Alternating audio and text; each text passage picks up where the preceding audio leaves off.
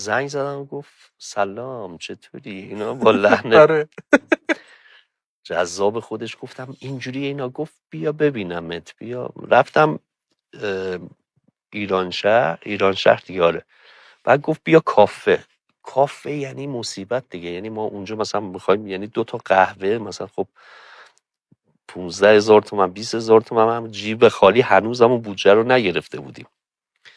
یعنی من نداشتی اصلا پول واقعا نداشتم امیرحسین. یعنی از من بی پول در جهان نبوده. مطمئنم اینو.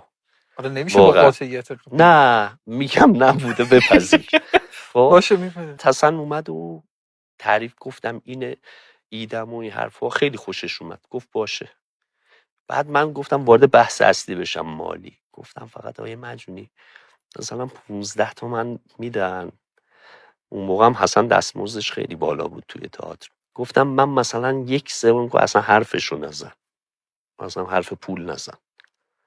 گفتم آخه اینجوری. گفت من تعریف تو شنیده بودم ایدت هم خوشم اومد. من هستم. گفتم واقعا هستین؟ گفت آره هستم. اصلا یعنی باورم نمیشد. بعد دیگه گفت ببخشید من باید اجرا دارم و اینا. قهوه‌ام سفارش داده بود من آب سفارش داده بودم. گفتم لااقل دنگ خودم و بلند شدم گفتم خواهش میکنم اجازه بدید و فلان اینا. اونم حساب کرد که ناراحت شدم. گفتم کاش منم قهوه سفارش داده بودم. و آره خب دوست داشتم بخورم اون لحظه ولی به خاطر پول. برای اولین